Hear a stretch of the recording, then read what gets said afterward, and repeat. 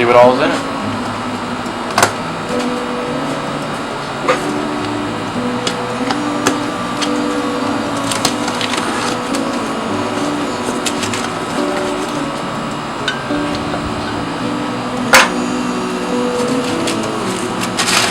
Ah, cardboard.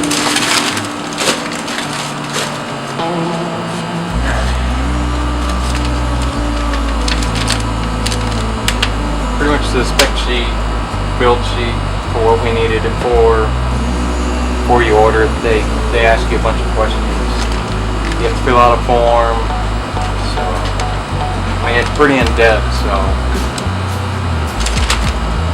all right.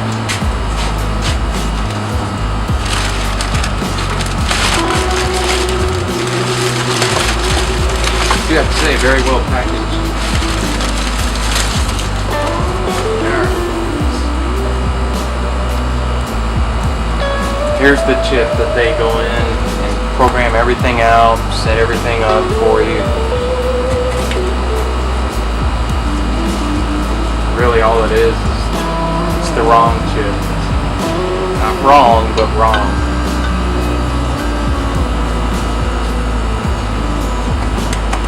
They use SCT, that's who they use.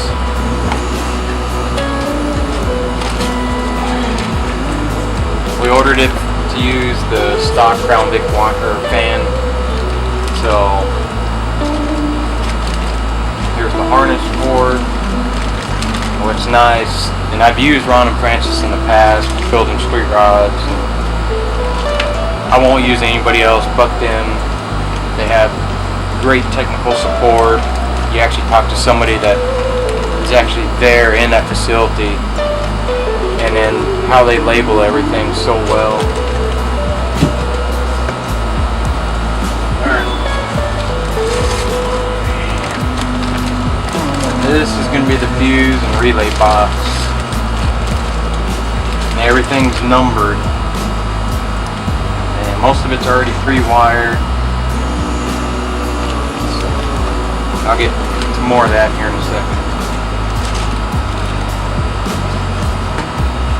Kind of same way with anything else. I mean, it's really a 3-wire hookup.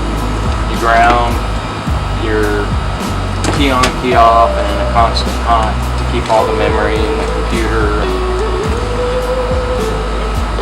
And then you got your PCM connector, which is right here. Okay.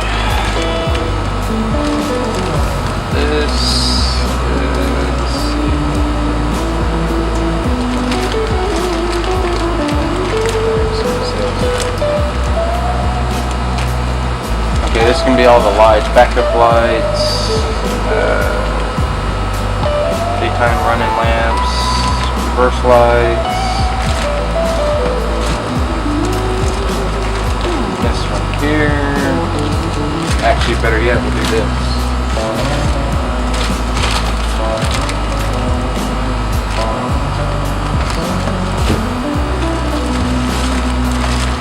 So many bags, so much wiring. Still a lot of wiring, but this makes it easier than trying to cut that one up, and it's just a pain. And this way is a lot easier because you can cut the length of the wires that you want, run them the way you want. You don't have connectors you're trying to stick through a hole or trying to de-pin them, put everything back in. This way you can, everything you can tuck and hide and run the way you want it to.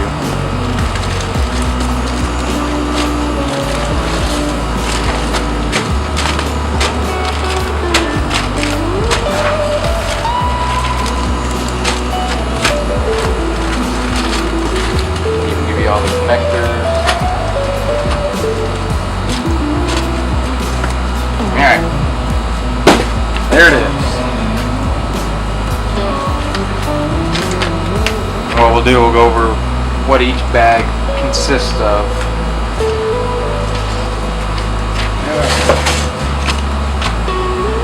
Bag 60. Where are you at?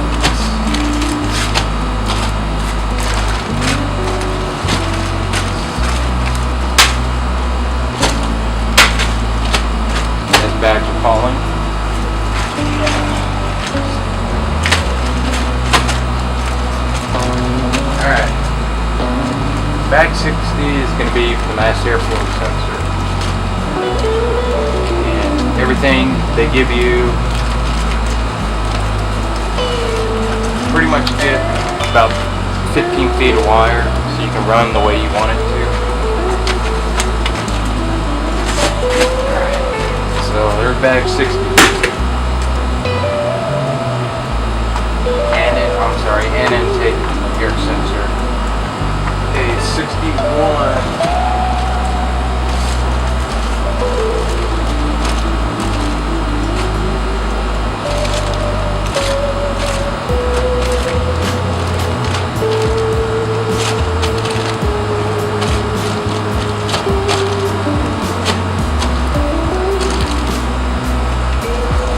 Okay, I'm getting too far ahead of myself.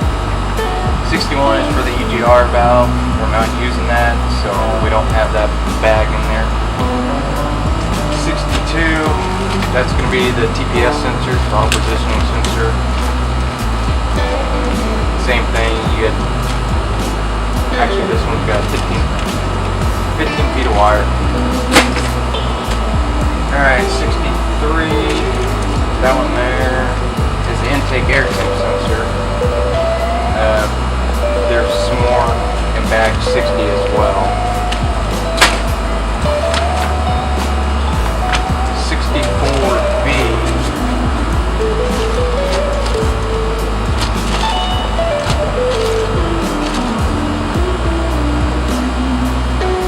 Okay, truck one. Won't be using that. 65A. I believe we got the NOx sensor.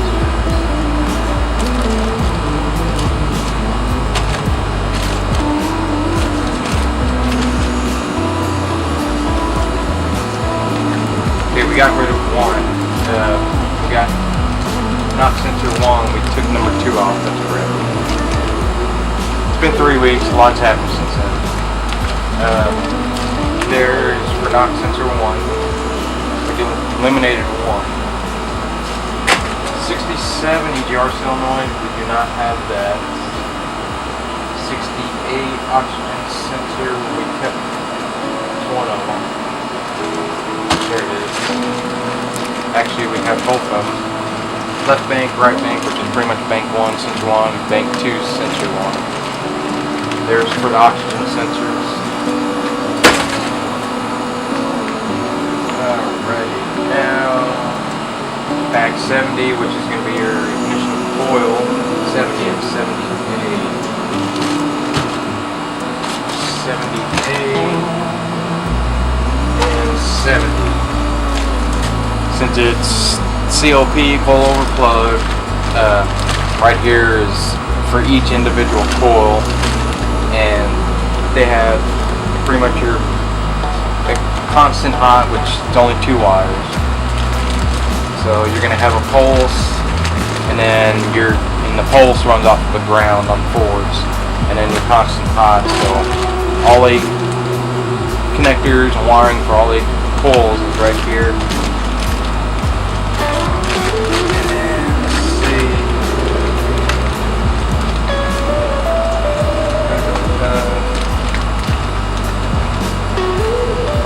Okay, and this is the camshaft positioning sensor on 70.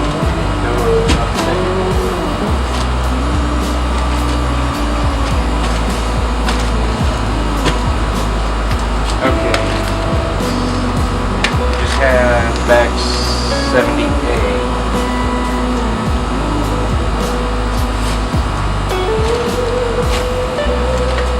Anyways, this is all for the coils.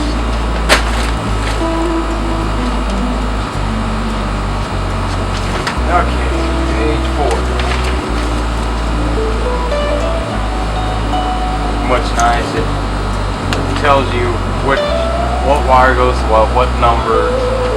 For instance, you have, it's going to be wire number 49, which is going to be red wires go to the ignition coil, and then your light green, your red wires are hot, your light green is going to be your pulse wire. They also have,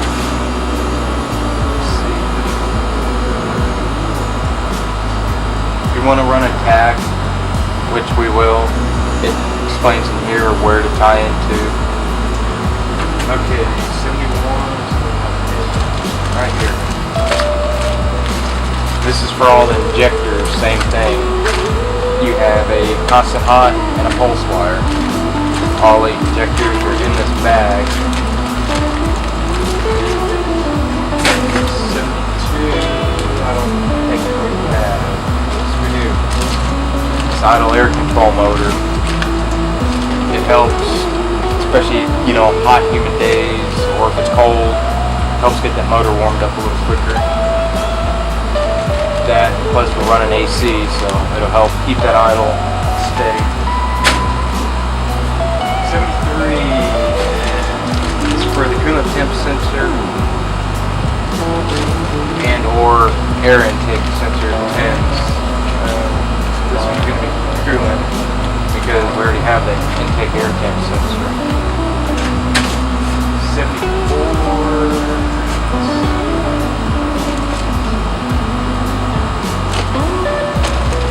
74A, this camshaft positioning sensor. 75A, this is the crankshaft positioning sensor. And what's nice is on the crank cam sensor, they've taken and wound it up, pretty much like Ford does.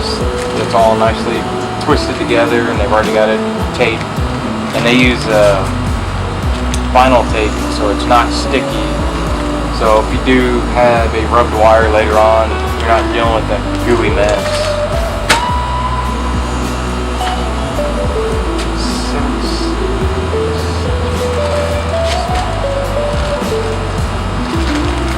Here's for the transmission. Right here, bag number 76. This will be the connectors for the transmission. Actually, 76A, yeah.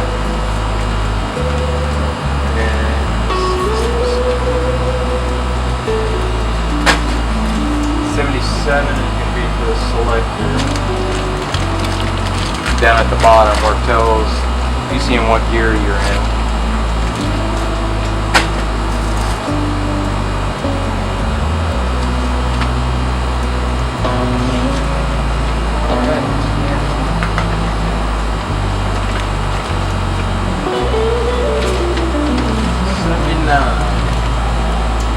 Speed sensor for the transmission.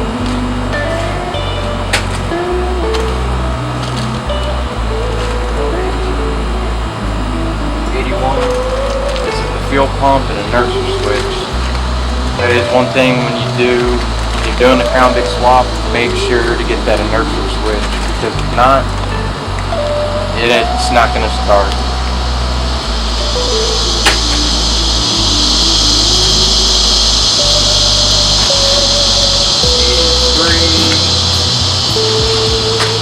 Which is data link connector on 83.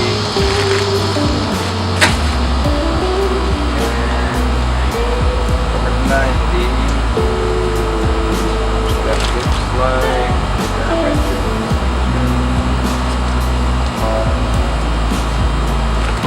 cylinder head temps. And like I said before, for the fan, because we are keeping the original fan. Okay. And like I said, the chip as well. Get back over here. And then you have the chip, which writes out all the unnecessary stuff we don't need. Plus, you know, the tune the way we designed it. So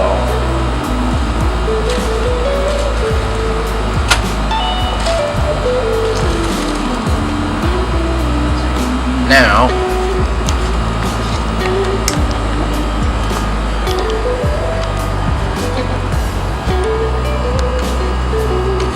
focus.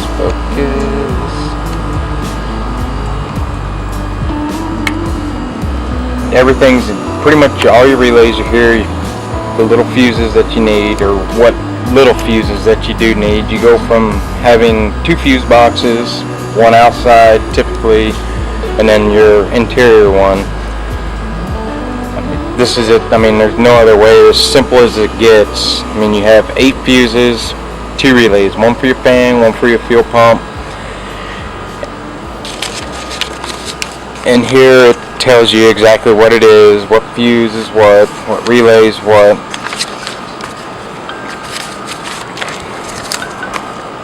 Your tack adapter, that's what we have that we're adding in. It tells you how to do it. But I mean, come on, focus. It'll tell you what number, what bag, what number it goes to. I mean, it's as simple as it gets, and you can cut the length of your wires that you need. Instead of other companies, when you order something, it's already pre-done, and you can't go in there and change that unless you cut, you know, solder, heat shrink. This way you can run them the way you want them. You don't have to worry about plugs, any of that.